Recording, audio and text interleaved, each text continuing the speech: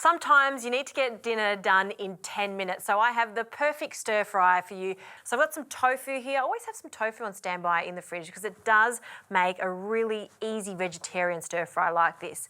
I've been preheating my wok and I'll add some peanut oil. You could use vegetable if you like. I'm going to get the tofu in first just so it starts to caramelise.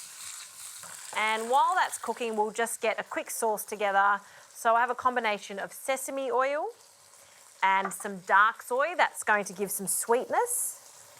Some vinegar to balance everything out. And just for an extra pop of sweetness, some caster sugar. Because it's vegetarian, I've got a vegetarian oyster sauce.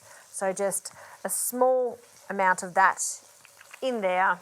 And that's also going to give it a glossy finish. I'll give that a quick mix. And that's ready to go. 2 eggs. I'm going to crack the eggs into a bowl. And we're going to put that into our dish at the very last minute. Give them a bit of a whisk.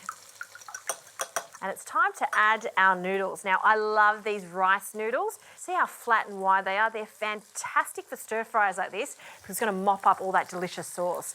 So we'll give that another toss. Ooh, good colour on our tofu. In with our noodles. And we'll just coat them in the oil and the tofu. A little bit of garlic, and we'll just cook that off. Got some Chinese broccoli, and we'll add the stalks first.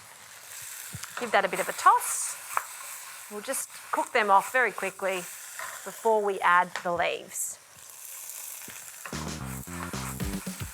Now in with the sauce, I'm going to add some vegetable stock powder. This is a great little trick to really give it a boost of flavour. And I like to add the egg just to one side of our wok.